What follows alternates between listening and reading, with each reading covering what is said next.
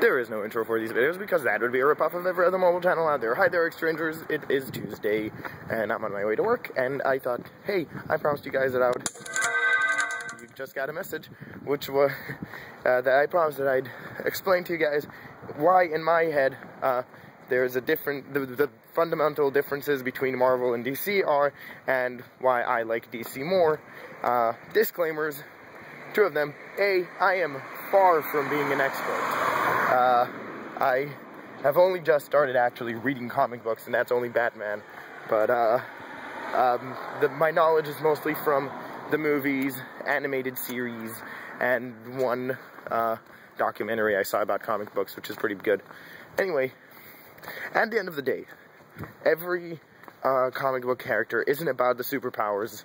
That's like a fundamental rule. It's not about the superpowers, it's about the character. If it was only about the superpower, they'd be boring after 3 issues, even if it would be like the coolest superpower ever. It's about the character. It's about the character building and who he is. And that is, in my opinion, the big difference between Marvel and DC. Not to say that Marvel is bad, it's just I like the DC thing more. Marvel is more about having you relate to the characters, like you could see yourself in their shoes. When Spider-Man, for instance, is a teenager, give me a second, crossing the street, Spider-Man is a teenager, and when he gets his powers, he starts using it for, he starts using it to make some money and stuff. It takes, like, a lot until he becomes, like, a superhero. Iron Man, he's a rich guy, and he acts like a rich guy.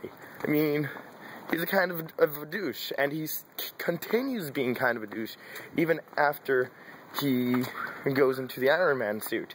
And I can go on and on, but that is like the fundamental rules of the Marvel heroes. I mean, they differ, but the idea is that they're more relatable. You can see yourself, they're more real, they're more people-like.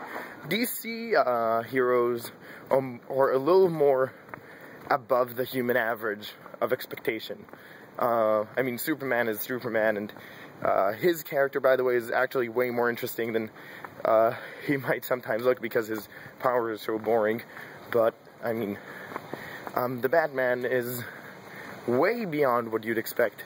You know, he's a rich guy who loses his parents, great, so he goes fight the crime, but they really went far out with it, you know, the whole training. I'm way past my time, I don't care. You know, with the whole training and detective work, they really make him, like, Ultra Super, or Green Arrow. Gets on an island, should be dead, isn't dead, goes a little superhuman-y on that. The Flash is the only character who is actually kind of still human, still like your regular Joe, but also Green Lantern, you know, the Ring didn't choose him for no reason. He's a super, like, you know, humanitarian kind of person. So, you know, that's like the whole idea.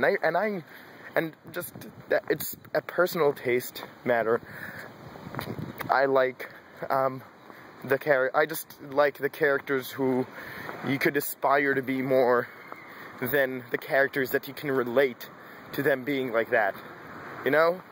It's, when making like a superhero, I just like the ones that are more, not more raw, but you want to kind of take lessons from them and be more like them, which is what DC more tries to do more than Marvel, and that's about it. But seriously, I can totally see why someone would like the idea of having a character who is relatable, and you could see yourself as someone like that, which is also great. So that's about it. X-Men I didn't touch on because X-Men it still goes under the Marvel thing, but X-Men touches on awesome ideas that I would absolutely love to delve into in another time. Anyway, thanks for watching. Have an awesome day. Subscribe, subscribe, subscribe.